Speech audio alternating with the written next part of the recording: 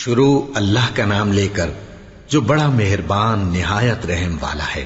سب طرح کی تعریف اللہ ہی کے لیے ہے جو تمام مخلوقات کا پروردگار ہے، بڑا مہربان نہایت رحم والا، انصاف کے دن کا حاکم۔ اے پروردگار، ہم تیری ہی عبادت کرتے ہیں اور تجھی سے مدد مانگتے ہیں۔ ہم کو سیدھے رستے چلا، ان لوگوں کے رستے جن پر تو اپنا فضل و کرم کرتا رہا، نہ ان کے جن پر غصے ہوتا رہا، اور نہ گمراہوں کے۔ آمین۔ شروع اللہ کا نام لے کر جو بڑا مہربان نہایت رحم والا ہے۔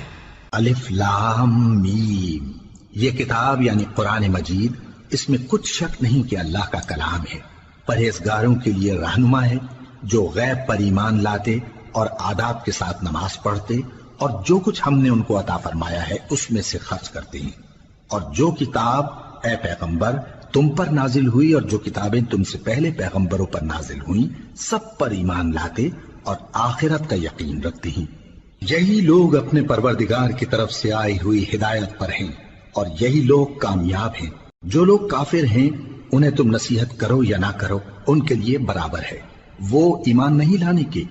اللہ نے ان کے دلوں اور کانوں پر مہر لگا رکھی ہے اور ان کی آنکھوں پر پردہ پڑا ہوا ہے اور ان کے لیے بڑا عذاب تیار ہے۔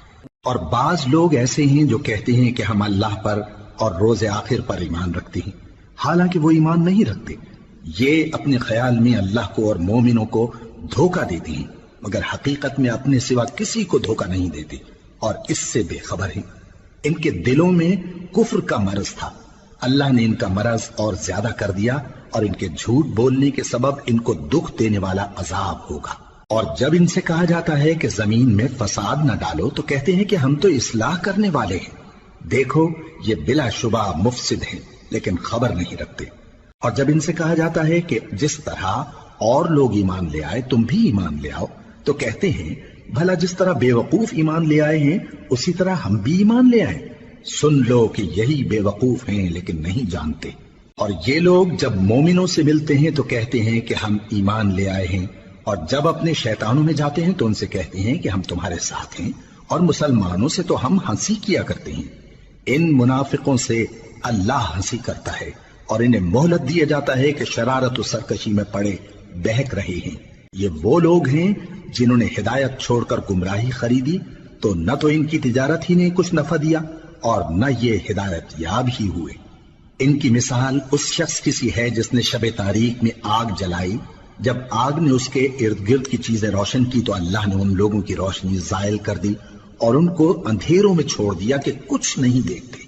یہ بہرے ہیں، گونگے ہیں، اندھے ہیں کہ کسی طرح سیدھے رستے کی طرف لوٹ ہی نہیں سکتے۔ یا ان کی مثال میں کسی ہے کہ آسمان سے برس رہا ہو اور اس میں اندھیرے پر اندھیرا چھا رہا ہو اور بادل گرج رہا ہو اور بجلی کوند رہی ہو تو یہ کڑک سے ڈر کر موت کے خوف سے کانوں میں انگلیاں دے لے۔